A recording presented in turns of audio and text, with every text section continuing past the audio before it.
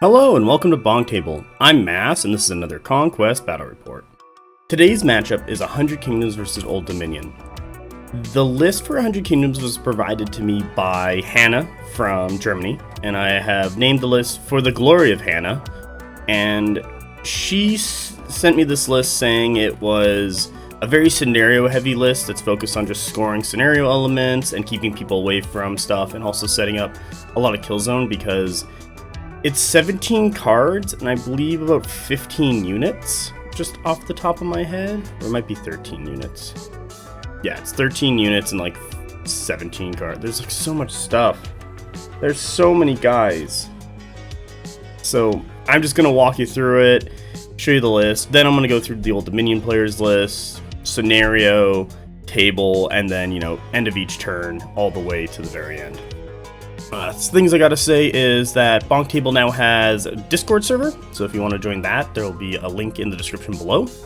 We also have a podcast, episode, I think 4, what's about army lists, or the first half of the army list rules update should have came out on roughly, maybe like a week or two ago or something. I don't know when this is coming out. Don't don't look at me. I just put the stuff out, so I'm just believing this one's gonna come out after that. So it's just Mike and I talking about what the heck is it? 100 Kingdoms, Nords, Dwag, and Spires. I think we're the first 4, and then we do a part 2, what'll be out in 2 weeks after that. So that's for your enjoyment. But for this list, for the Glory of Hanna, that's what I've dubbed it. We have an Imperial Officer. That is one of my 2 Warlords because of the Dynastic Alliance. The army rule is Relentless Drills, but this is completely meaningless because everything is an MSU. So there'd be like no support coming from anything. And I just threw it on there because why not? It was free. Like, it's just dumb. So for supremacies, we have the Rapid Deployment Supremacy, which gives Vanguard to all the infantry regiments in the army. So, you get that extra march. So, because the army is majority like Merc Crossbows, Militia Bowmen, Imperial Ranger Corps, Steel Legion, it's just getting all those guys up the table faster. What's really good, and being like just as fast as the Household Knights. For Battlefield Drills, we got Fire First, Aim Later, and On Your Feet. So this gives you double time to the regiment the Imperial Officer's in, and Fire in Advance. This Imperial Officer is going to be sitting with the Imperial Ranger Corps. And this kind of gets into the scoot and shoot play you can do with these 2 battlefield drills. So you activate the Imperial Ranger Corps. You would fluid formation, maybe spin yourself around, get that free reform or whatever. Then you would march, volley. Because you have marched and then volleyed, you trigger Fire in Advance. So now you get another march, so you just back up. And then because you've now succeeded 2 marches, you then get a 3rd march because of double time, so you just march again. But this is where it gets really crazy. If you were in range of your opponent before you activate, so Imperial Ranger Corps are range 16, so if there's an enemy regiment within 16, you could fluid formation 180 because fluid formation allows you to shoot out of any arc, and then you could move like 0.1 or whatever, still being within range 16, but you still move a little bit just to still get the effect of that you move to trigger all the other effects. Volley at your volley 3, then because you have moved a little bit and then you volleyed, you then march. You now have done 2 marches and then you get another march, so you can displace like another 10 inches away. That's really funny. I don't really use that this game because I mainly have the Imperial Officer just sitting on the objective, and then the Imperial Ranger Corps were just like fluid formation spinning around the objective just to score, like keep it being scored, but also shooting at targets and stuff that were coming in. So that was kind of nice. But my opponent like counter deployed their archer statue guys, and I was like, ooh, if I move up, I'm gonna get shot, and I don't really want to do that. So yeah, it's there and it's available, but it was good. I liked it. I do want to make a battle report which shows this off. It's just a little tricky to do because you got to look at the rest of the table and what your opponent's doing. And if your opponent has a bunch of guns, you start doing it, you can get caught out, like kind of caught off and then like shot up and died. So it's better against like a melee regiment of infantry where you can just kind of like kite, and kiting's like an MMO turn where you just drag an enemy following you like a kite if you're flying kites. and they follow you around as you shoot them and hit them with damage, and it was more relevant in MMOs, but you can do it here, and you kind of want to do it against something that is a melee regiment, and mainly it's isolated, so it's not getting support from other things, and you can kind of handle it that way. For the rest of the Imperial Officers Regiment, got unit Merc crossbows. The only things that have banners in this list are the Household Knights because they're free, and the Steel Legion. And for Steel Legion, I have 2 MSUs of Steel Legion, there and there. Next, I have a Mounted Noble Lord, also my Warlord for that speed of horse. I got 4 units of like 3 Household Knights, so I kind of wanted speed of horse for that extra impact and that rerolling 6s on the impact attacks. And then this guy also has the Flesh Cleaver and Weapon Master. I think the Flesh Cleaver is on there because there's just like 15 points left, and you're like, yeah, I might as well throw it on. It's a good little weapon. Nothing too crazy, because if your opponent's not rolling 6s on the defense dice, you're not triggering Deadly Blades, but it happens, it's fun. Next, in their warband is Merc Crossbows, Militia Bowmen, and then 2 units of Household Knights of Standard Bearers. Lot of guns, so like already I got 4 range units. And we got 2 Household Knights. Then, for the next, warband, we got another Mounted Noble Lord. No speed of horse, no Flesh Cleaver, he's just a Weapon Master, so I just give him cleave 1, same as the Warlord Mounted Noble Lord. And oh my gosh, it's Merc Crossbows, Militia Bowmen, Household Knights. It just duplicated it. So there's currently 4 units of MSU Household Knights, and there are 3 units of MSU Merc Crossbows, but wait, there's a Chapter Mage in a unit of Merc Crossbows! So there's 4 units of Merc Crossbows. The Chapter Mage is just within Arcade 1 and School of Fire, so that little extra bit of damage coming from the Chapter Mage. So I believe this has 7 range units, like it's 7 lights. So Imperial Ranger Corps, Merc Crossbows, Militia Bowmen, Merc Crossbows, there's 4, Merc Crossbows, Militia Bowmen, there's 6, yeah, 7 lights, oh my god. Then 4 mediums with the 4 units of Household Knights, and then 2 heavies with the Steel Legion.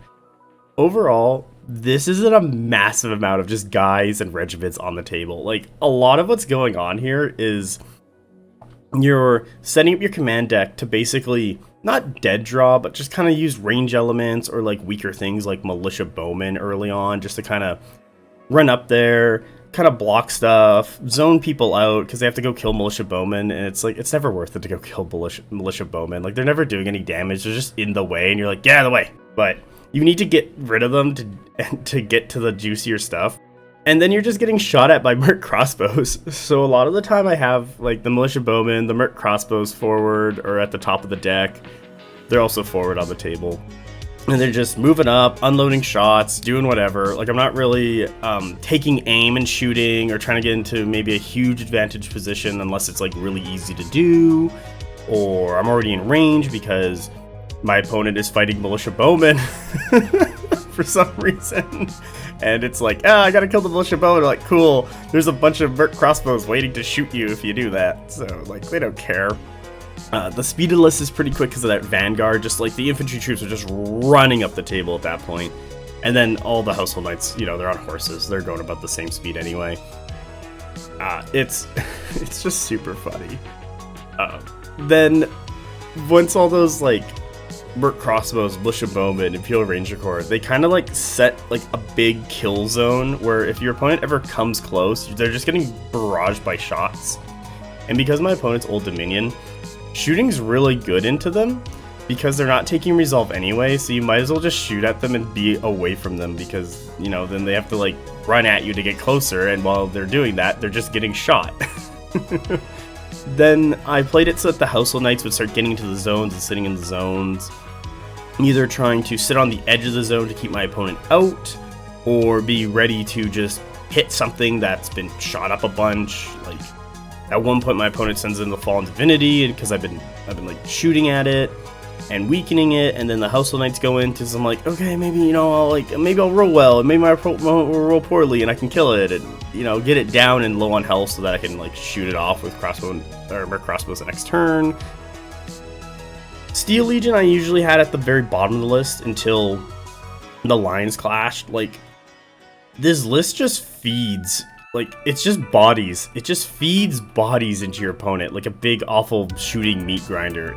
Like, your opponent has the choice to either get shot or be hit by hooves. It's shoot or be hooved. And once your opponent, like, cuts through all the militia bowmen, cuts through all the merc crossbows, finally cuts through the house of knights, there's usually steel legions sitting around, and they're just like, sup? And then they hit them and kill stuff. So, at that point, you're kind of like, yeah, gonna hit them and kill stuff. And depending on like what's going on in turn, like if there's like a charge, you kind of like you want to win the priority roll off to go first, and the steel legionary nearby, and you kind of want to charge and kill something before it kills more of your stuff. You'll put them at the top of your deck, but majority of the time I was putting them at the bottom of my deck just because there were so many bodies my opponent had to chew through to get to them that I was like, okay, well, you know, you'll kill stuff and maybe a hole will open up and then I can just charge you a steel legion later, like, whatever. And yeah, like, I think my opponent's bow statues were shooting at me, and I just ran a unit of household knights, just like march charged and got in and was like, you gonna fight? I'm like, no, I don't expect to win this, but I expect you never to shoot me again for like the remainder of the game. And yeah, that paid off. They're just household knights. I'm not expecting them to do anything. Like, they're not Tip of the Lance or Wedge. They're not Ophane's Roar. They're not Veterans. They don't have the mountain, like, they have the speed of horse, but they don't have all the other buffs to make them into like this hard-hitting hammer. They're just there to run around and be goddamn annoying and just kind of tough to kill for their point cost. And there's like 4 units of them, and my opponent was like, oh my god, there's so much stuff. Like, you guys will see the table, and it is the 100 Kingdoms. Like, there's hundreds of guys on the table. I'm speaking metaphorically, not literally. This list was fun. I had a great time. Thank you very much, Hannah. And this whole list, this whole battle report, this is for you. All right. I don't know how much more I can sing the praises list. Chapter Mage. Okay, I can talk about this one for a little bit. Arcane 1 gets the Wizard 6. I like that it's there. It does some damage. My problem is whenever I roll my dice, it's like, roll the dice.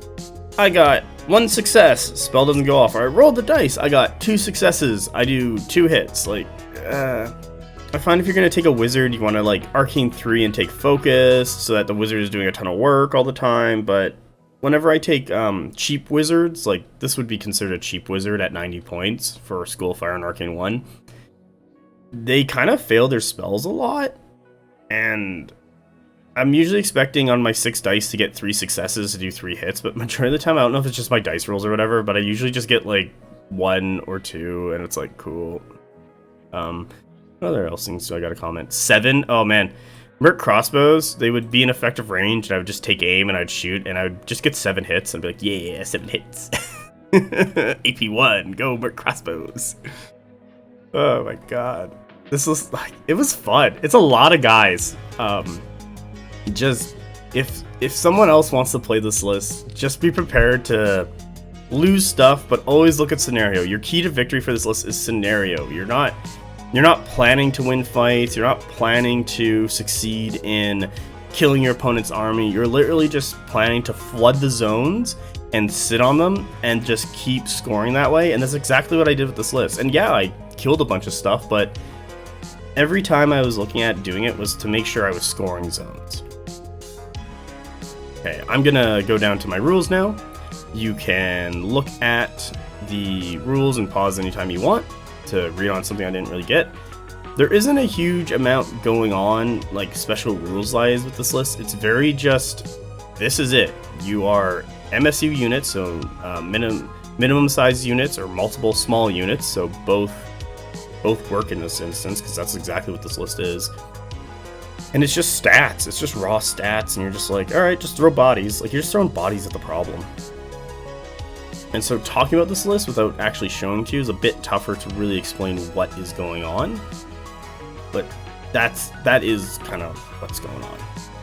And that's kind of the list. So let's go look at my opponent's list. Here's my opponent's list. It's called the Old Gods. We have a Fallen Divinity who has tier 1 through 3. So this thing's going to be eating up all the dark power pool points for Old Dominion. It's its warlord, so when it's on the table, it has like flank, so it's automatically onto the table. It's going to generate one right off the bat. It is, what else does he have? He has a hero deacon onto the right here. He's got, he didn't give it anything, but it's just a priest 5, and he's gonna get 1 success for like Dark Supplication, which gets you another Dark Power point. I believe he has an ability to like sack a stand to get something. I don't know. I'm not. Maybe it's the Dark Shepherd draw event. We can go read that. But for my opponent's Fallen Divinity, he has 3 Dark Blessings, Aura Malice, which provides dread within 8 inches of the Fallen Divinity, Eternal Discipline, and Implacable. So it's just, I think Eternal Discipline does. Where are you? Ease. Let's go find Ease.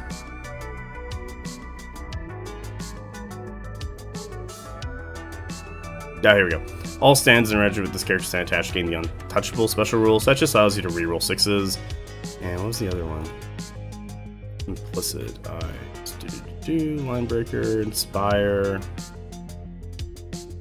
What the heck? Might be around Inspire? It's I, right? Oh, here we go. Implacable. This character gains access to the following action, break through the lines. That means you take an action to get Linebreaker, so you can ignore shields, phalanx, all that stuff. For the Dread, that just means they cannot enemy regiments cannot benefit from the Inspire special rule.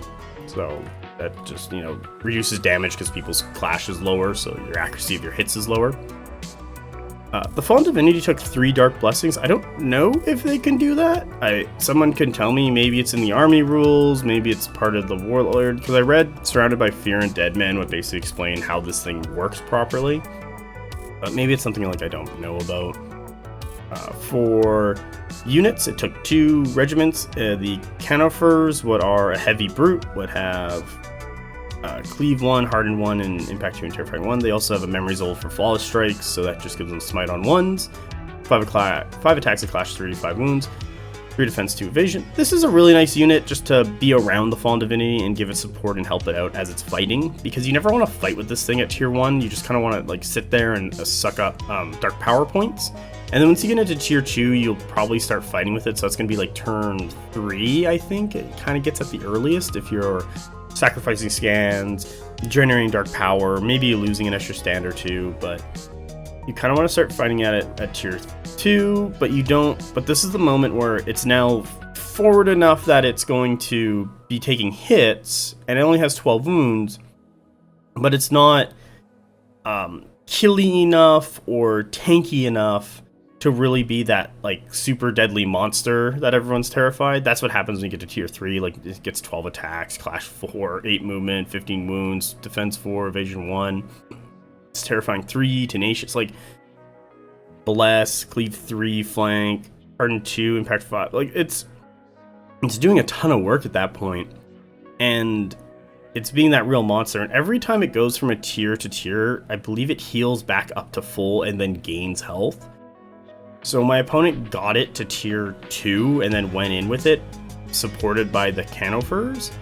And because Old Dominion is weak to shooting because they're not taking resolve anyway, I just started unloading crossbow bolts into it because I was like, alright, here's the time to take it down. I need to take it down because if it gets to tier 3, I'm losing that entire flank. So I just shoved shots into it until it died.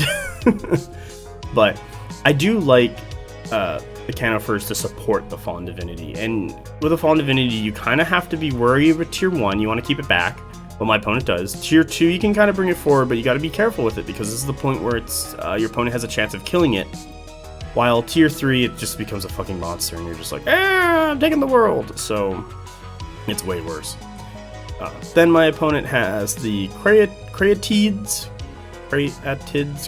what are basically the range 20, armor piercing 2, barrage 3, shooty statues. I like these guys. They're mediums with range 20, so they're great to just sit on zones and shoot. And that's kind of what you're looking for. Like, they're great just to sit on back zones and just shoot at stuff. They are volley 2 and clash 2, and they can't inspire. Can you take aim? I think you can take aim with these things.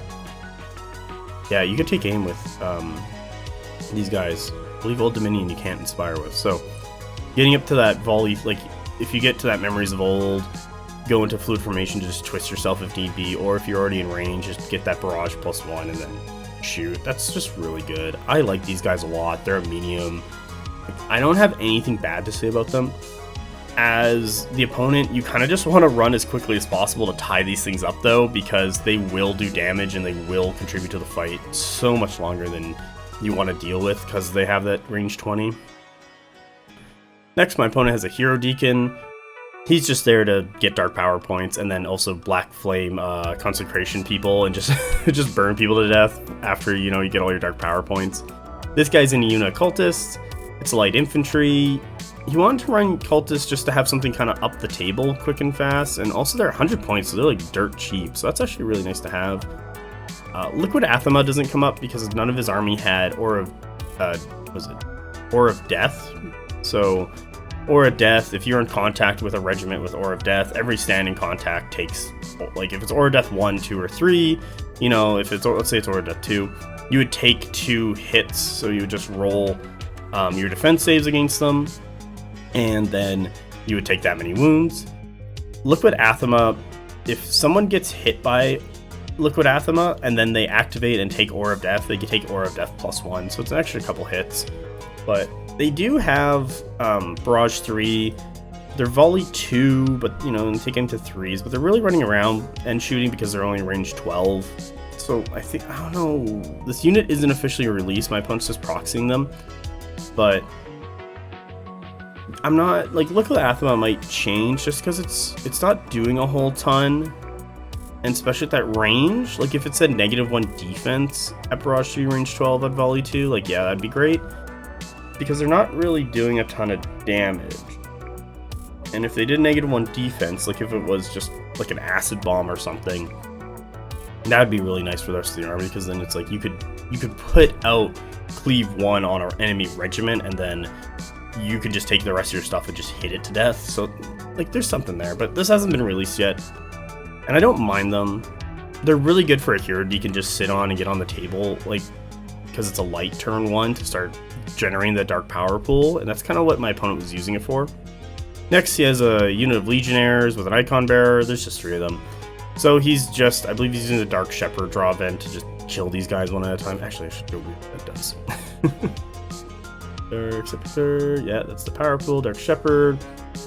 Select a friendly regiment, 12 immediately. Yeah, so this is just kill a stand, get a dark power point. So this is total setup is just farm dark power points. That's what he's doing there. And then when that last stand goes, the icon bearer goes, and that gives him 2 instead of 1. Yay. Next we have Auxiliarch. This guy's all juiced up. He's got the Armored Living Saint, which gives him Bless. He's got the Skunfring, what I believe gives Line Breaker to the unit. Gotta go find that thing. It might do Cleave +1 as well. There was something about that. Let's find out. Where are you? So many weird rules. Oh, okay, so yeah. It gains the Line Breaker special rule. In addition, the character stand gains Cleave +1. The regiment gains Line Breaker and he gets Cleave +1. So that's really good. And then he's combat 1 through 3, so he's just 6 wounds, 6 attack, clash 4, Cleave 3, Deadly Blades, Fleur. Like, he's just blessed. He's just killing everything. My god. He's in a unit of Praetorian Guard. There's 5 stands with a standard bearer. They're just there to carry him around. They're only clash 2, so they're not doing a ton of damage. But he's just being shipped around with them so that he can kill everybody. And then he's got 6 Varangian Guard. My god, these guys hit like trucks. Like, they're 4 attacks each with clash 3. I believe the Princeps gives them Inspired, so they can go to clash 4. And they're hardened with defense 3, so it's a little tough to kind of take them down, especially with their 6 wounds. They're kind of like Dragon Slayers. About roughly, like, kind of, if you're looking at damage output. They are Cleave 2, but they do get that +1 for Memories Old, and you'll just see them like, oh, I'm gonna go to Memories Old to be Clash 4, Cleave 3, and just cut through stuff, and I'm like, great. So, this is a very good unit. It's 6 stands, it's just a big hammer. Overall, I like what my opponent's doing. We talked about his list. The melee brutes in the Fallen Divinity, just kind of hanging around that. He's got his Dark Power Pool generator with the Hero Deacon's regiment.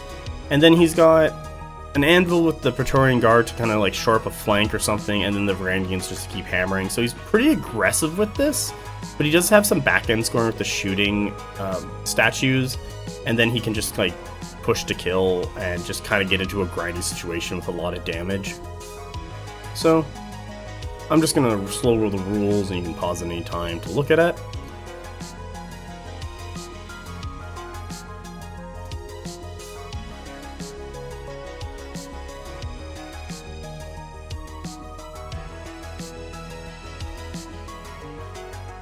Alright, and with that, that is my opponent's rules, and we're going to go look at the scenario.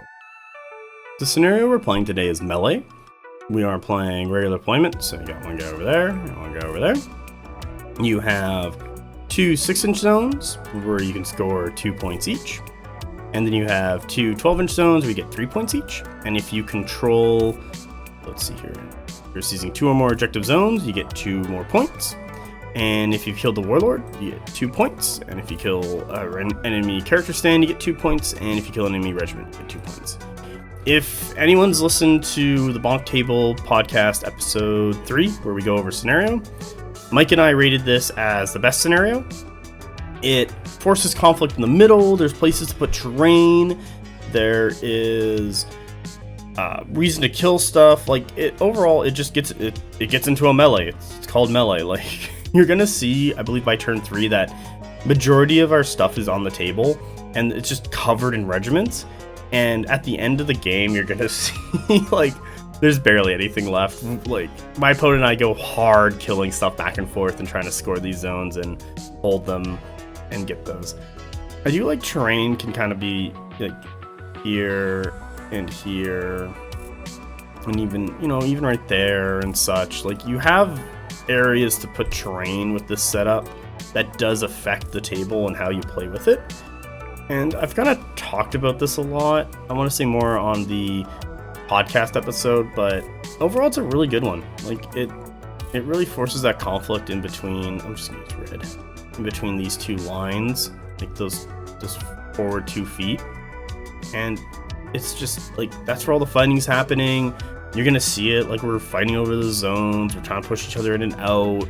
It's a good scenario. I like this one, and Parabellum has stated they are looking at updating the scenario packet. When that happens, I don't know, but if this one stayed around, I wouldn't say no to it at all. It's solid. It's good for what it's doing.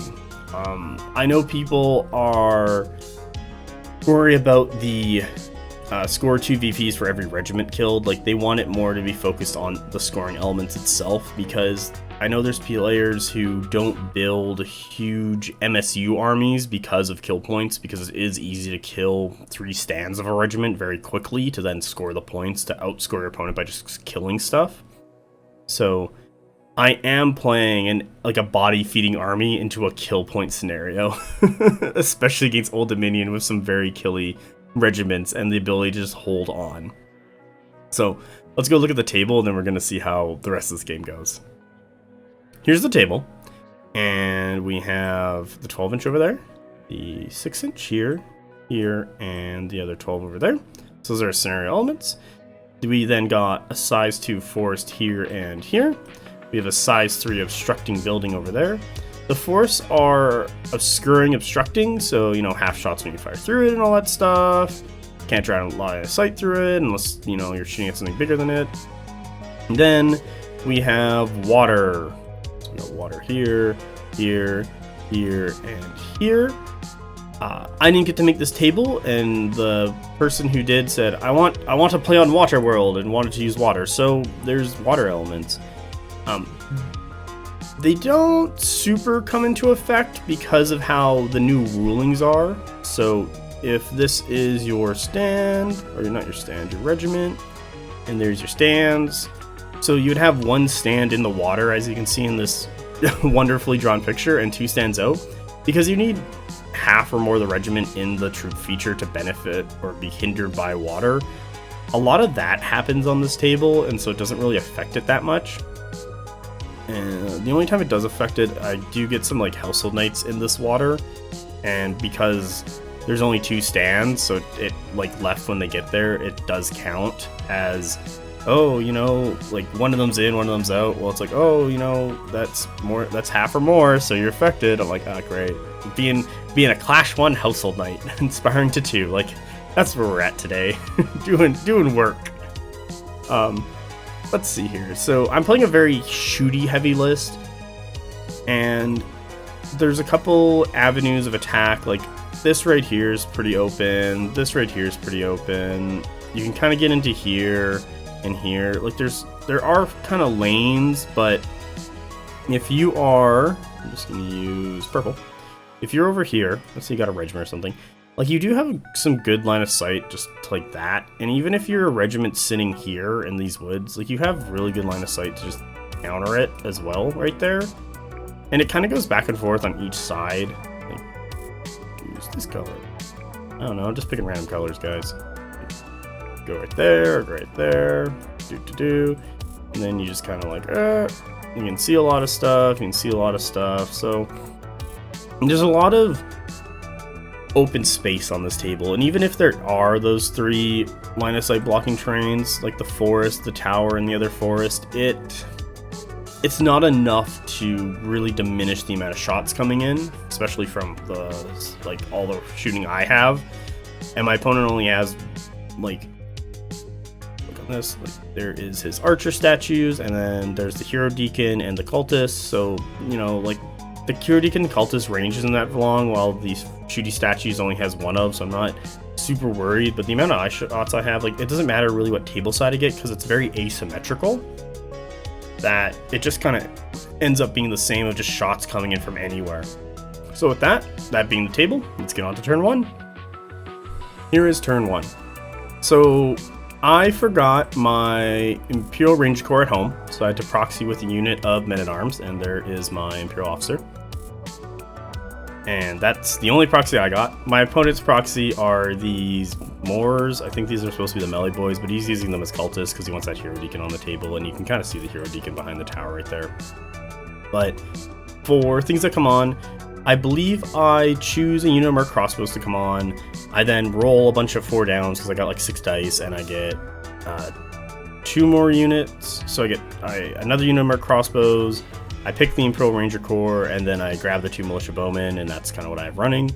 I keep the chapter mage back because I'm like, okay, well, magic might be something later on. He doesn't take resolve, but I kind of want it sitting behind militia bowmen, so I'm not really concerned that it comes up. And the other Merc crossbows can come up whenever. Like if I don't get something, it's not the end of the world. And I'm looking to score right off the bat, so I'm gunning for this objective right away.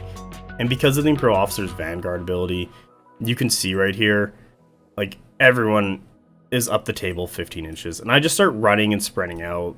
The Imperial Ranger Corps and the Imperial Officer are gunning for that 6-inch zone so they can start scoring it.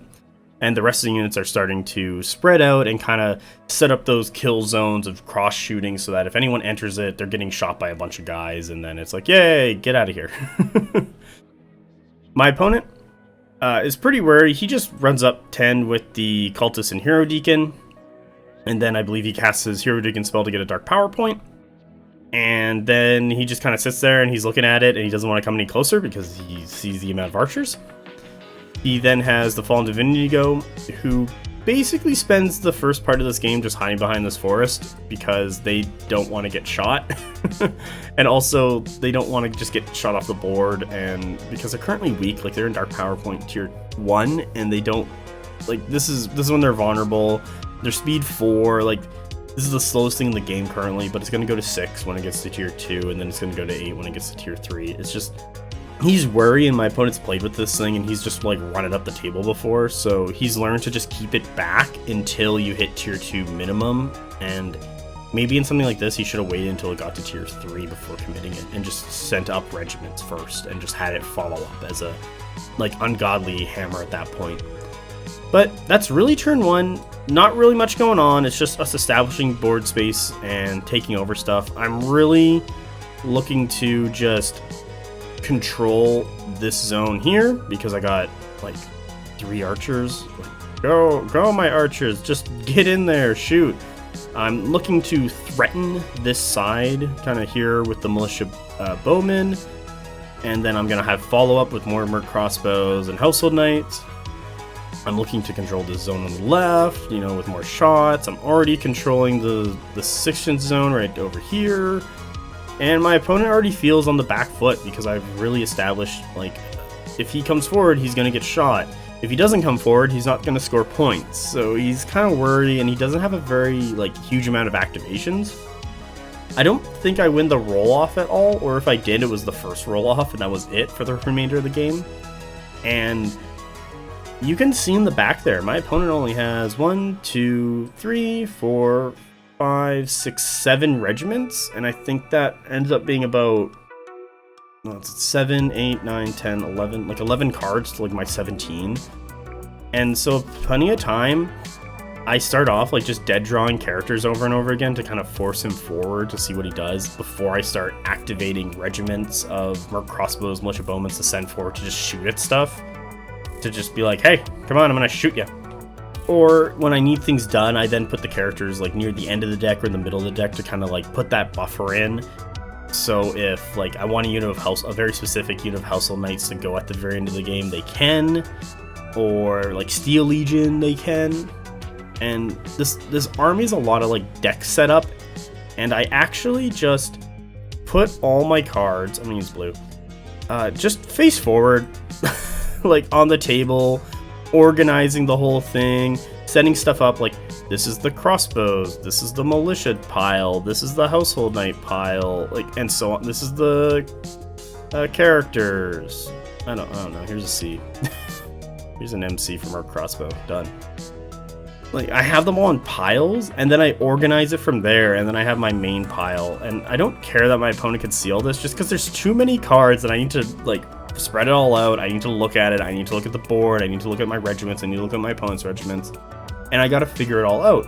So when I start playing armies that are more than, I don't know, around that like 11, 12 regiment range, I don't put the cards in my hands anymore. I just kind of like put them in piles of duplicates and then spread them out, look at it all. And then I slowly build my deck from there of what needs to go first, what needs to go next. Okay, where am I going to put characters to try and like bait some stuff? What needs to go last? And like what needs to go last, what needs to go first are pretty easy. And then I just kind of organize what I think can go in the middle nicely and work and flow really well.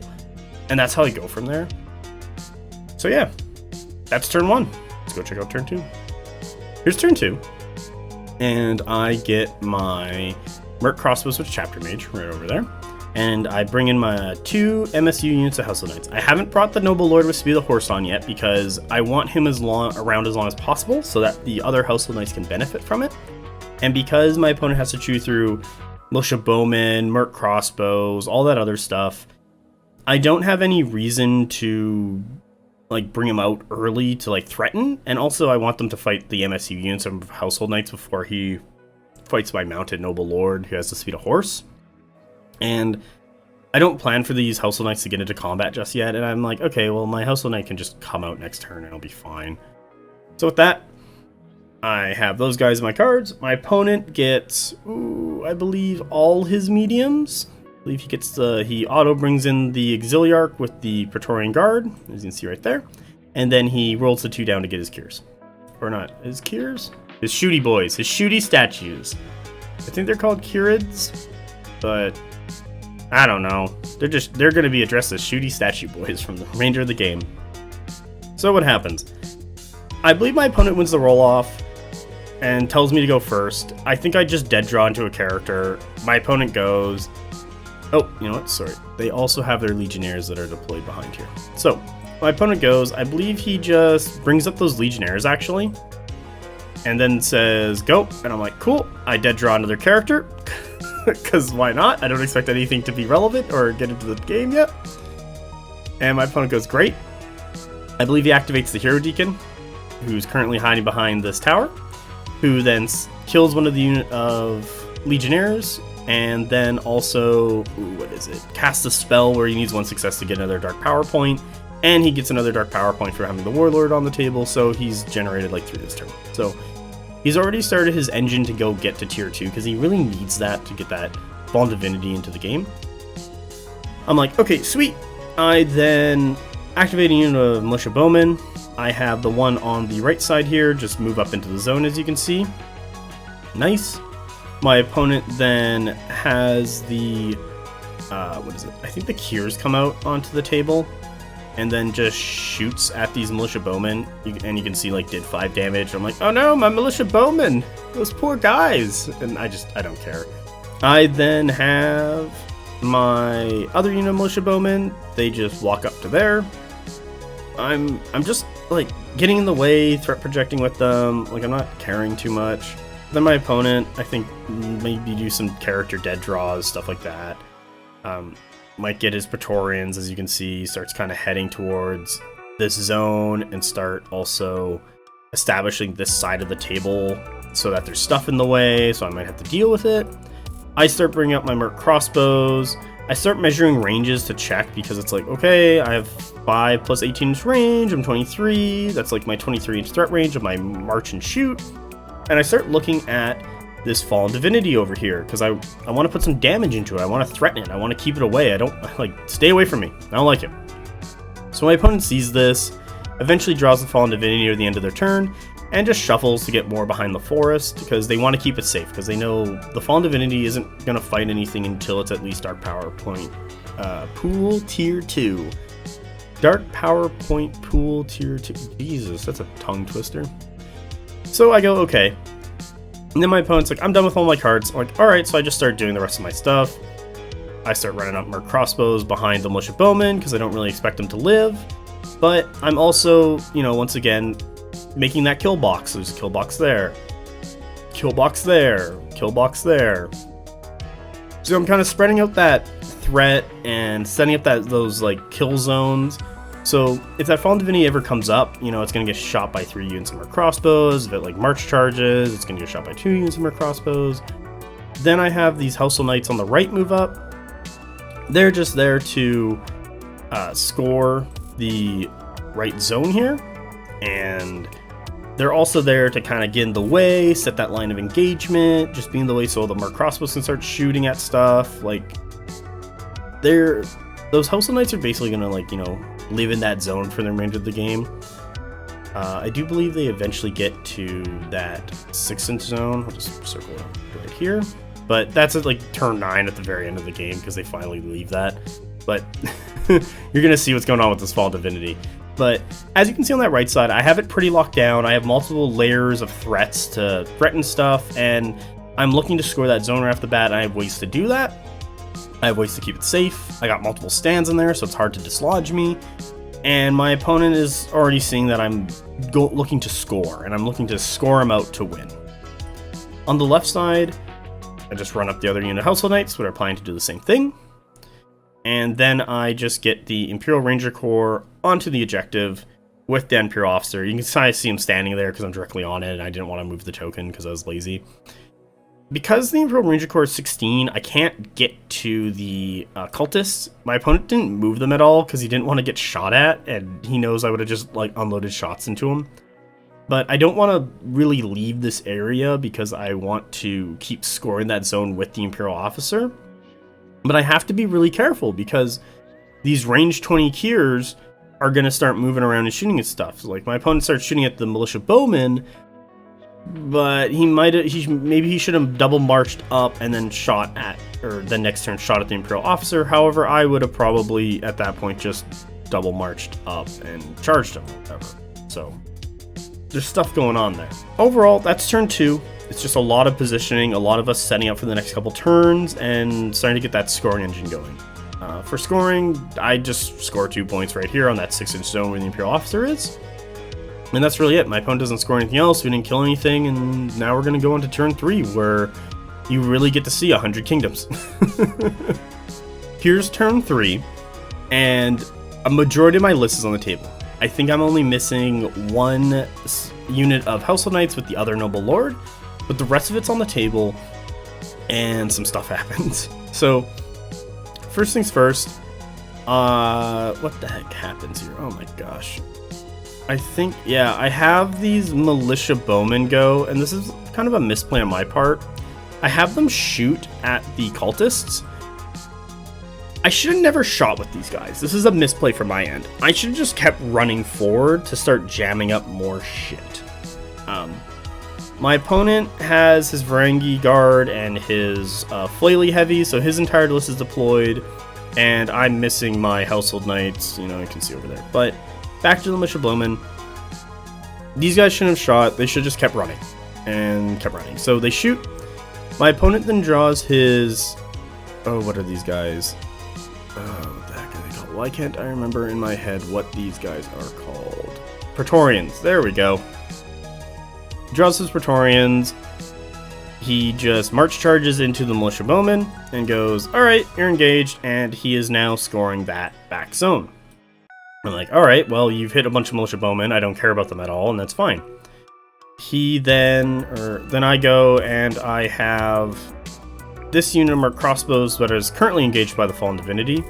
Just take aim and shoot into this backstand of Praetorian Guard.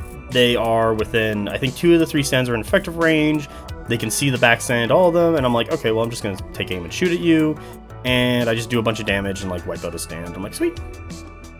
Then my opponent goes, Hero Deacon, sacrifice another Legionnaire, who then, you know, generates more dark power points, and then I believe he rolls, gets another one, and I believe after that I have my second unit of marked crossbows go here.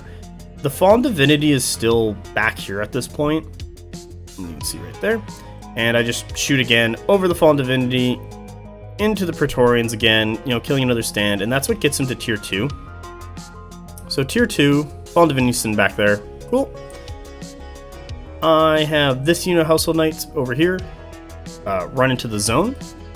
I want to score it, I want to get them off the table. I didn't use my Militia Bowmen to just keep running to get in the way of the cures. I think I didn't do it because I was, like, really far out. Like, the March Charge probably wouldn't, no, I would have probably done with a March Charge, but it was, like, going to be, like, a 3-up, and I have no banner on them, so I was like, whatever, I'll let them shoot another turn, because my opponent takes aim and shoots at the, Imperial Ranger Corps and just rolls really bad. Like, I think I get 3 hits out of all of them, and I take 1 wound, so I'm just like, oh, okay, sweet. So I just take it. Then, that's that there. What else? Solo E, what else is going on? I believe my Chapter Mage goes at some point, just shoots some fire dart into the Praetorians right there, because I could see the character. So I just do some work there. And then I believe my opponent's Fallen Divinity finally just march charges into this unit of marked crossbows. I'm like, oh, okay, cool. So then I have this unit of marked crossbows goes, they shoot into the Fallen Divinity. Then he has his heavies go, they just move to the table. These are the Flaily Boys. I then have my unit of Household Knights right here, who came from over here. They just side charge in, do a bunch of damage, and my opponent's token is kind of currently under that line I drew there, because that's where he charged, and I believe he's down to like 7 health out of his 12. Or no, or he's down to 5. I think I got him down to 5 by the end of the turn. And I'm like, okay, well, he's down to 5. I asked him what his power pool to tier 3 is, so he can get his heal and his increased health, and he becomes an absolute monster, and he goes, and he's like, oh, it's really far away. Like, I think he needed like 9 points, and it's like, oh, okay, well, you know I'm going to be gunning for that thing right off the bat, so like, I'll probably kill it before he gets to tier 3, and that'll be good for me. But Fallen Divinity, just taking a bunch of damage, but he's in melee, he's in that zone. I have 3 mediums, what are 3 scoring units compared to his 2 scoring units, because the Fallen Divinity is a light monster, so it only counts as 2 stands for scoring. And then I have like 6 contesting out of lights, because there's like 3 units of Merc crossbows in that zone. So I'm scoring that zone. That's great for me. That's kind of one of the big things I wanted. I look over here on the left, I start bringing up another unit of Merc crossbow in the Household Knights with the Mounted Noble Lord, who's right there, so he's giving speed of horse, and that's why I charged in with the other Household Knights until Fallen Divinity. Like, I'm scoring the left zone. My Imperial Ranger Corps, they just move back a little. They don't score anything, mostly because like my opponent's got to deal with other stuff first, and I'm sitting on that zone, I'm scoring it, and if he ever comes forward with his cultists, like around here, or if those Praetorians break through the Militia Bowmen, like the Imperial Ranger Corps can just shift and shoot stuff as it comes in. So I'm not super worried. And I've already done 2 stands, that back stand's weak, so I'm like, okay, you know, there's stuff going on. Household Knights, my crossbows up on the left, and then I finally get the Steel Legion, who start running up the table to start helping out. So I'm looking at the Steel Legion to kill that Fallen Divinity on the right side, and the Steel Legion on the left are kind of looking to kill the statues and the Varangis on the left. I think I can kill the Fallen Divinity on the right side at this point. I think the Flaily statues are going to kind of be a pain, but I think I can do this, and I think I can kill, like, secure the right zone. I'll have a grind on the left side, but I think I can score enough to win, because my opponent is only scoring 2 points on the 6-inch zone, while I'm scoring 10 because I have 3 for both 12s, what generates me another 2.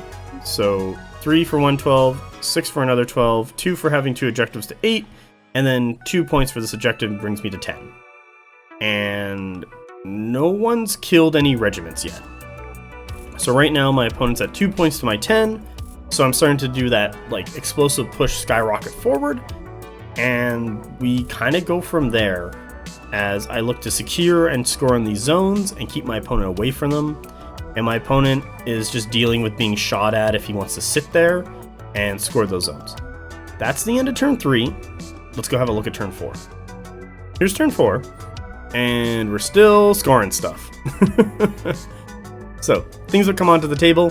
My last unit of Household Knights with the Noble Lord. They come up there for some reason. I don't know what's going on in that zone. Let's do that conversation first. So, in that zone, I try and draw my Household Knights first, but my opponent wins the roll-off. I think after this point, my opponent wins every single roll-off, so he's going first. And I also have a billion cards. And he takes his flaily guys over here and just charges into the Household Knights, killing them all. So I draw Household Knights. I'm like, cool, what do I do? Oh, I'm just going to charge these cures with them. Great. Do a bit of damage, that's fine. They fight, and I believe they like kill one, like the cures, the bow guys. So I'm like, okay, not the end of the world.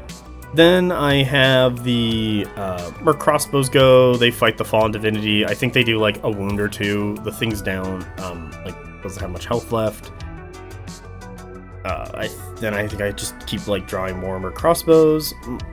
So my opponent, before I draw this Merc Crossbow on the right here, what shoots into this Fallen Divinity. My opponent goes and has his Praetorians and the Zilliarch. Just kill the Militia Bowman there, scoring 2 points, good for him. Score 2 points for my Household Knights, good for him. And just charges in and fights my Merc Crossbows right here. Oh, sorry. Kills the Militia Bowman, then just does a charge into the Merc Crossbows and the Chapter Mage. Chapter Mage just shoots off a fire dart into the... why can't I keep saying Praetorian? Like, I don't know why I can't remember that word. Anyway, shoots a fire dart to the Praetorians. I get a success, and I do like a couple points of damage, knocking off their back stands. My Merc Crossbows here that were going to shoot the Fallen Divinity are now tied up, and the Fallen Divinity's at like 2 health at this point, so I'm like, oh, okay, well, what am I gonna do? I'm kind of thinking about it, humming and hawing. They fight the Praetorians. I think they do like 1 damage, whatever. I then look at it, and I'm like, okay, Steel Legion, get up into the zone. I was gonna initially put them right here, but I didn't want to because I wanted the Fallen Divinity to come to me and be on his side so that, you know, if the Fallen Divinity gets the first next turn, kills the Steel Legion, the Household Knights can go in and side charge and kill the thing. So I'm kind of looking at the, if I win the roll-off and if I don't win the roll-off, like I have layers there to deal with this thing, because it's just down to 2 health. And I just like want it gone.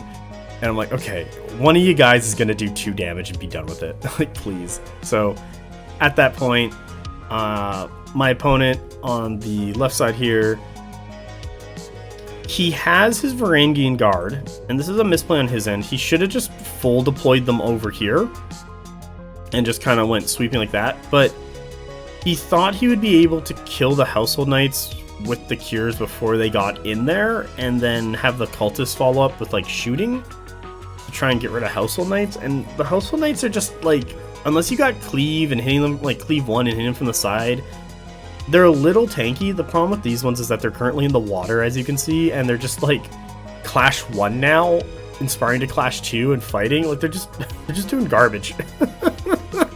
But I've stopped the cures shooting, and so like I'm happy. It doesn't matter to me anymore. They can just sit there and like tank all game long. I'm good. And that's exactly what happens, because, you know, cultists throw some more stuff at them, do a bit of damage, nothing too crazy. Varangians, though, they just start shifting over because they wanted to run in front of the cures, who were then going to, you know, shoot more stuff, but because they're bigger than the Varangians, they can shoot over them nice and easy. They're just stuck because they can't get by the cures. So now he's like just like moving them, spending both actions to just move them over 2.5, so that, like 5 inches to try and get around them. And I'm like, okay, cool. You could just sit there. It's fine. I'm not gonna come any closer. But I do establish this line here so that my household knights can be on the edge of that zone. So when he eventually does charge them, he's not in the zone, so I still score it. Militia bowmen, when at some point, I think they shot at the Kiers because I'm trying to kill them off, but really, like, as an idiot of this left unit, militia bowmen, they just, like, I figured it out eventually, and you do see me just, like, run off with them to just be a bodies, and that's what I need to do with them, but I don't for some stupid reason. I'm like, oh yeah, their shooting's effect. No, it isn't. Militia bowmen. Steel Legion, just get into the zone. Whatever. More crossbows, kind of spin, sit here. Little in the zone, but mostly they're just looking to do a crossfire. Like, set up another kill zone for when stuff starts hitting, they can just shoot into things, and that's what I'm hoping for there. Imperial Ranger Corps, they just start shooting into the sides of the Praetorians, ignoring the shield. They just reform. I think I forget to take aim with this one, but it doesn't really matter that much. Like, whatever, I just shoot in. So yeah, it's just, you know, like, fights are happening now, people are dying left and right, but my opponent isn't scoring anything, and I'm, once again, scoring these two 12-inch zones, scoring my 6-inch zone. So I'm getting those 10 points. I'm weakening all his stuff. He's getting frustrated because he isn't scoring anything consistently, and he's not, he's getting kind of stuck on himself because I'm just creating roadblocks and jams. I'm just throwing more stuff in front that he needs to get rid of to deal with, like, to come forward. Like, his stuff on the left side is so, like, is very far back. And his stuff on the right, I'm still zoning out of the zone. And he has his Praetorians hitting those Merc crossbows, but I have another unit shooting them on the side, and they're already, I think they only got like 7 wounds left, so it's not going to be very hard for me to shoot them to death to finish them off. Yeah, this is turn 4. Like, I'm still getting those 10 points a turn, and that's my key to victory, is just keep scoring 3 zones. Like, I can sacrifice bodies, but I'm just way up on points, even if he did kill 2 regiments, because I believe he killed Household Knights, and he killed Militia Bowmen, so that's 4 points there, but I just scored 10, so I'm still up on points. But we're going to see what happens turn 5, and that's kind of be the turning point of the game, and then it kind of just drags on as we just, like, get into a brawl with each other. Let's go have a look at turn 5. Here's turn 5, and a lot of stuff is off the table. But a lot of things are still on the table, and a lot more space is opened up. So let's start with the Fallen Divinity. Last turn, I didn't talk about the Fallen Divinity, and that was my bad. But it basically killed the Merc crossbows. Oh yeah, it did kill that unit, Merc crossbows. And then backed up, so it was just sitting right here. So that'd be another 2 points for my opponent. But it was down to 2 health, and I'm like, okay, my first card is going to be Steel Legion, and then I'm going to follow up with a unit of Household Knights. And he wins the roll-off, and he charges the Fallen Divinity into the Steel Legion, and kills 2 stands and a wound. So there's 3 wounds left on this unit of Steel Legion. I then go, and I have my... I'm just going to draw the Fallen Divinity box right there.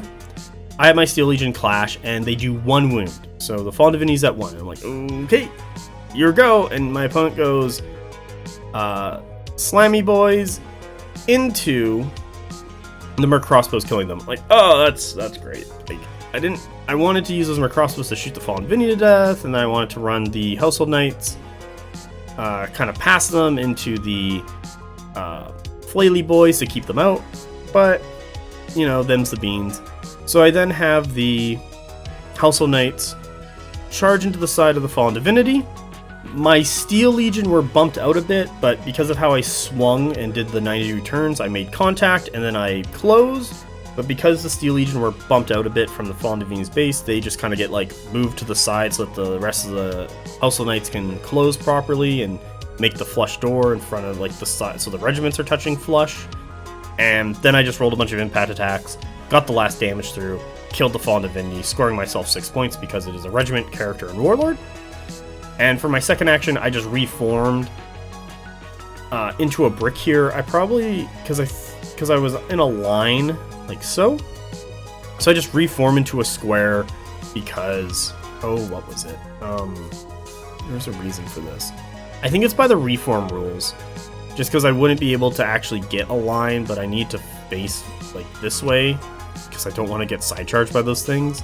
And for some reason, through the majority of the game, I thought the flaily guys had like cleave 2, but they only have cleave 1, so yay. At this point, it's either I have 4 stands in the zone, or do I have 4? I think I just have 4. Yeah, I think I just get 4 to his... No, I have 3, and that last one on the very end there is not in the zone. It might be. Wait, hold on. Yeah, I don't think it is. So, I remember scoring the zone, because I remember like scoring 10 points like a ton of turns.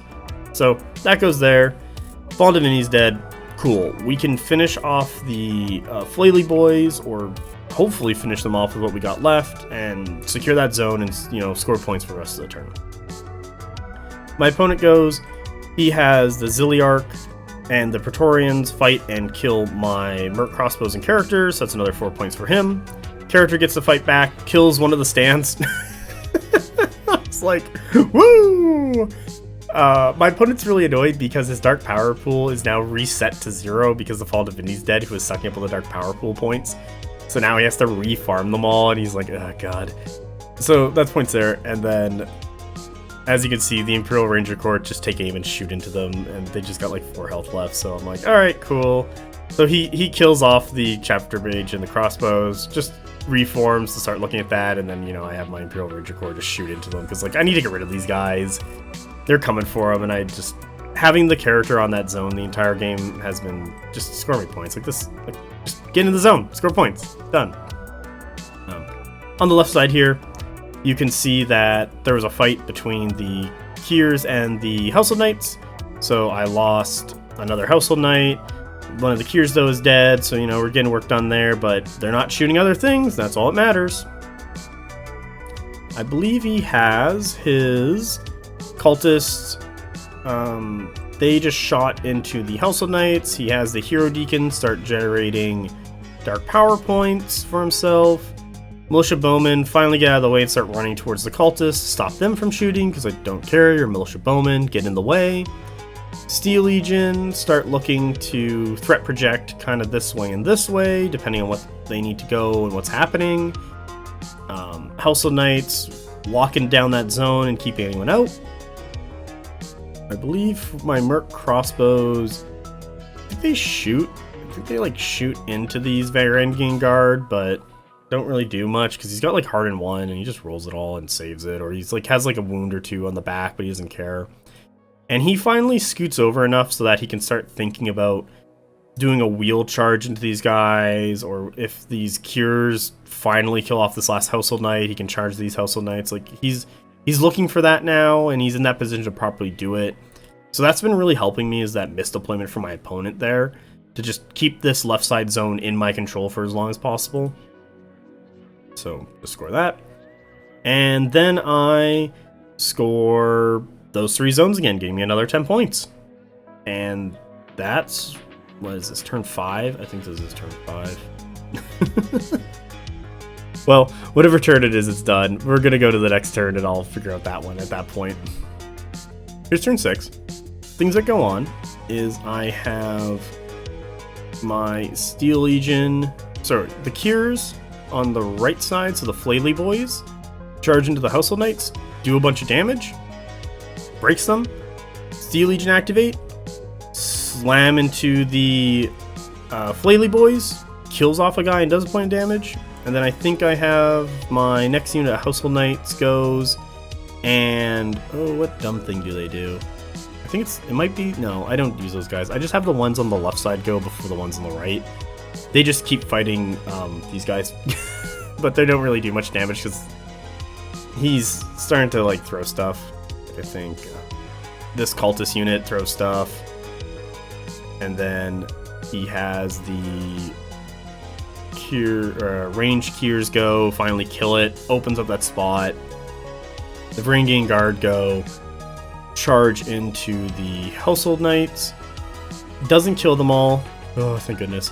So I just have my next unit of Household Knight right here go, like the character draws, unbreaks itself.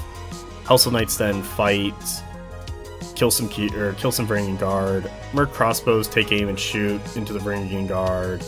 Steel Legion like charge the Varangian Guard. So, you know, starting to get that damage into them, because like this is where if I can hold those, like hold and kill off the Varangian Guard, I can keep scoring that zone, I can send some stuff out, tie up some more archer boys.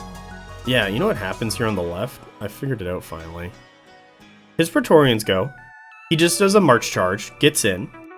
I then have my Imperial Ranger Corps and Imperial Officer go, kill off the entire unit, but because the character didn't go, he gets to fight dying, and that's why I'm missing a stand, because the Zilliarch just kills off a bunch of Imperial Ranger Corps before he runs off. And then I just reform the unit to be facing forward, because I'm looking to shoot at this unit for the next couple turns and hopefully kill off these cultists. Then finally, near the end of the round, these guys go.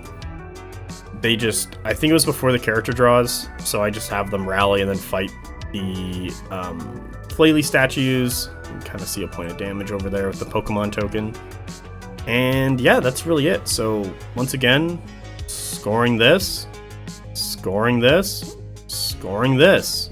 My opponent just killed these things over here, and I scored my opponent's Praetorian Guard and Zilliarch character. Like, me controlling those 3 zones the majority of the game and getting me 10 points has been really beneficial. So, and I've been just keeping my opponent out and just shoving bodies because he's not killing enough a turn to go over those 10 points I'm scoring off of these 3 zones. With that, we're going to go look at turn 7. Here's turn 7, and first things first, my opponent splits up his attacks on his Flaily boys here. We talked to some of the other guys, and like we have one guy in our local meta who's like, I'm all about the rules. I do the rules. Rules. And it's like, all right, Encyclopedia, what's the rules on this? Can you actually split up attacks? And supposedly if you're in contact with multiple regiments, you can split up your attacks for stands that are in contact with those regiments. So it's like, okay. So my opponent splits one of the Flaily Kiers into the Steel Legion and one into the Household Knights. And basically the Steel Legion is left on 1 health and the Household Knights are like left on 1 health. So I'm like, sweet. I draw my Steel Legion card. Steel Legion. Fight Varangian Guard. He goes, yay. Then he has his, what is it?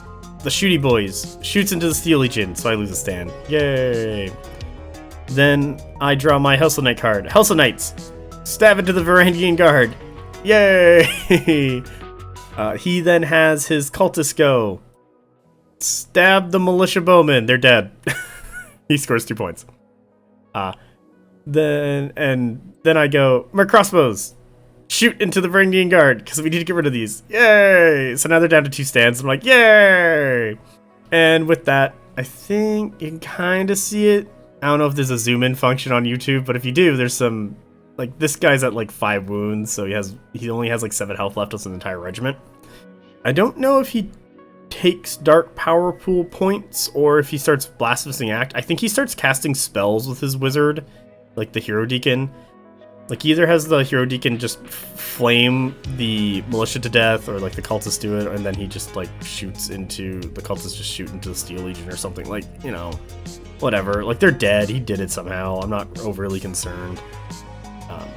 Imperial Ranger Corps and just shoot into the cultists, so they start putting wounds on there. And I'm like, okay, you know what? That's the fight we're gonna have. I outrange you. I want to stay on the zone though, but I will back off just to kill you. And the Varangian Guard finally go at the very end, and they just kill off this Household Knight unit. And I'm like, oh no! So he scores character Regiment Warlord, because that was my Speed of Horse Warlord. And I'm like, it's not the end of the world, because on the right side here, the Household Knight and Steel Legion finish off those Flaily boys, so I score points there, and I also secure this objective. And like at that point, Household Knights are kind of the faster thing, so they're going to start running towards this objective in the next couple turns to score that. And the Steel Legion guy, you know, he's just going to go sit like at the back end of the zone, so he's safe and sound and he's not going to get shot by anyone. I can keep scoring that.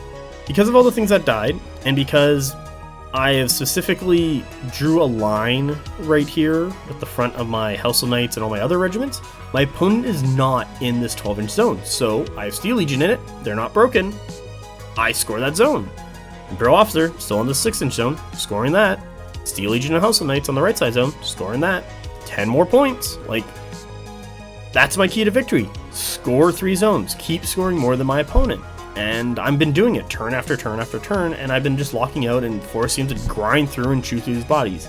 Even though every time he kills a regiment, he gets 2 points. Every time he kills a character, he gets 2 points. Every time he kills one of my 2 warlords, he gets 2 more points. Like, he's killing my stuff and he's doing it effectively and well.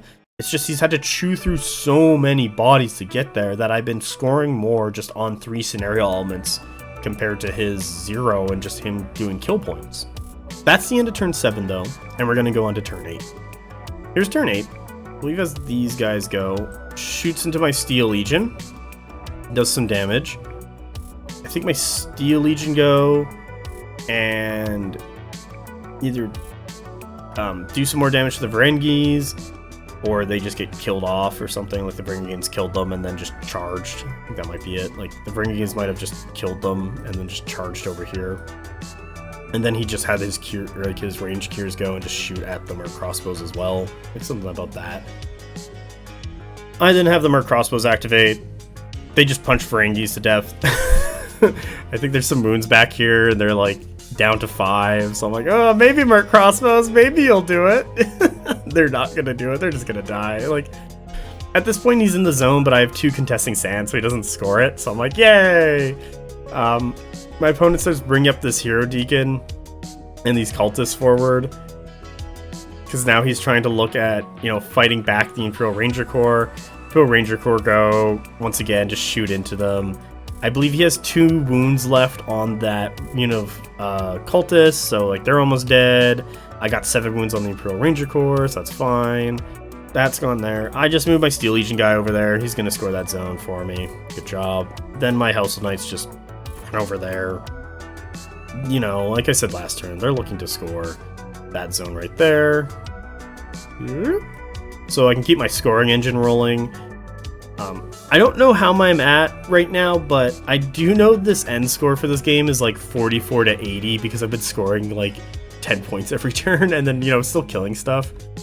But this is kind of it. Like, my opponent starts just, you know, cleaning me up because I don't really have anything nearby. All my stuff is basically dead. And now he's just cleaning up with his better stuff than mine, but I'm just so far ahead on score that I don't care. And I'm just still looking to score more stuff. So this turn I only score 4, 2 to 6, plus 3 is 9. So I only get 9 points this turn, and my opponent doesn't score the left zone at all. And I'm still happy. I'm good. Let's go look at turn 9, and we'll see how that went. Here's turn 9. And my opponent scored 8 points. So first things first, I have my Merc crossbows go. They punch Varangis, and then my opponent goes, cool. He has his Archer Boys go, shoot into my Imperial Ranger Corps. I think he does like a wound or 2, but nothing to like remove a stand. Like, he's just rolling poorly, and that happens. I then have my Imperial Ranger Corps go, or no, he did kill a stand.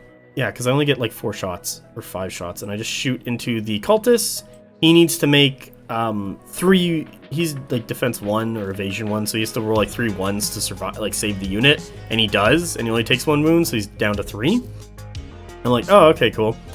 He then charges the cultists into the Imperial Ranger Corps, and then like does a bunch of wounds, and I'm like, oh, okay, this is kind of great. I guess we're having a slap fight now. And my opponent's like, yep.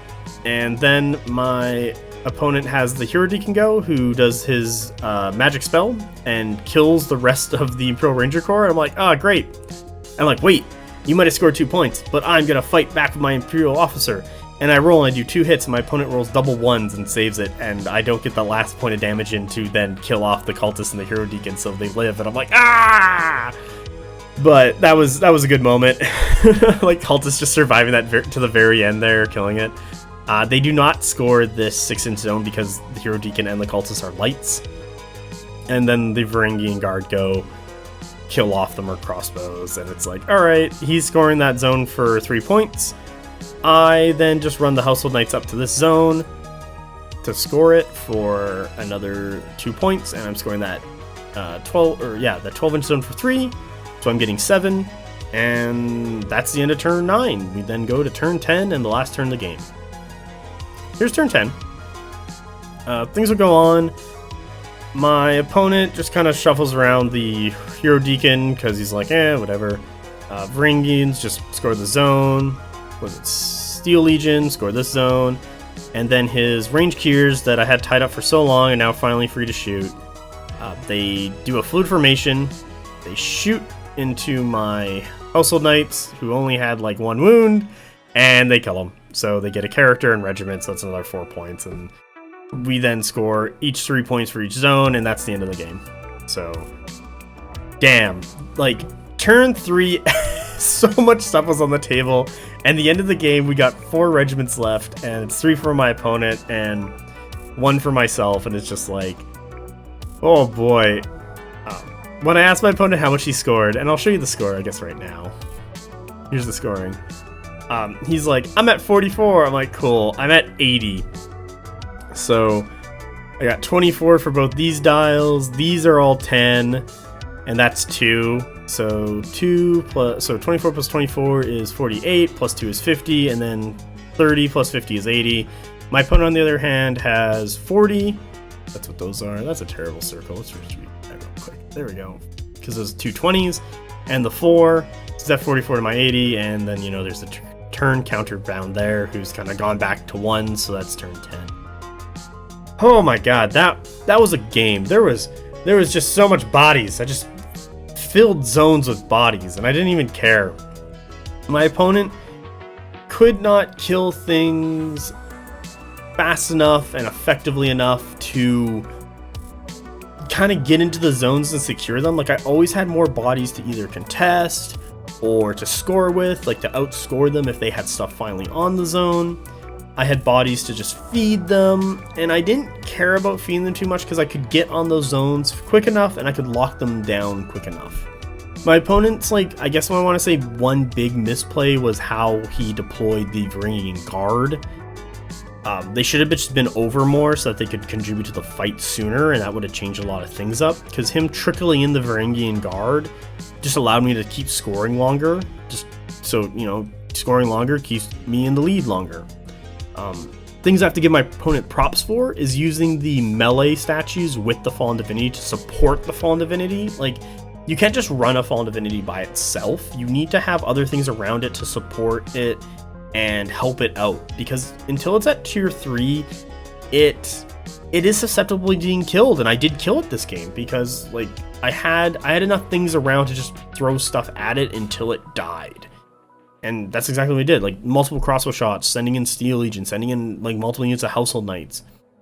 But still, at the very end there, I had a unit of Household Knights at 1 wound, I had a unit of Steel Legion at 1 wound, but those Kiers could have easily, like, if I think my opponent just decided instead of splitting his attacks, chose to put all the attacks into 1 regiment at a time, could have easily just killed off one of them, and then I don't do enough damage back, and then just killed off the other one the next turn. He had a very good chance of just killing that off.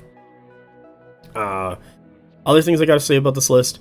My god, Hannah, that's so many shots. Like, you just don't care. You're just like, just throw dice at it. Keep throwing dice. Keep making shots. Like, your opponent has to come into these kill zones, and it's just like, come at me. I'm in the zones. I'm scoring them. You have to come, or I'm just gonna sit here and I don't care. And one of the misplays on my end was not throwing those militia bowmen forward enough, and I think I just should have just kept running them, got in the way, tied up things. Like, I don't care. Oh my god, I don't care about militia bowmen, and for some reason I guess I cared about that unit, and it's like, god damn it, I should have just kept running you. And the unit I'm talking about is the unit on the left, but just kind of finally got into contact with the cultists to stop them from shooting. But they should just ran at the Kiers first, died, and then had the Household Knights charge into the Kiers, and then died. Like, you know, just send your militia bowmen to die for you. Why do I care about peasant lives? I don't know. It's just the nobility in me. I do like the little MSUs of Steel Legion in the list, because they give you that little extra oomph when you need it, and because you have 2 of them, you can deploy them on each side of the table to help you out with those bigger zones like I did. Like, they helped out killing off Varangian Guard, they helped killing off the Fallen Divinity, they helped killing off the melee Kiers. Like, they're just good. There's not a ton to talk about like special abilities for this list, or like things you got to understand and know to play it properly. It's really just all about your movement and positioning and flooding the zones with bodies, setting up kill zones with your range units, having those knights be in there to score and be ready to keep people out and be that just tanky enough to be annoying so that they just don't fall away and kind of keep you rolling for a couple turns so that you can just keep scoring. And it's all about scoring with this list. This list is designed to score, and that's it.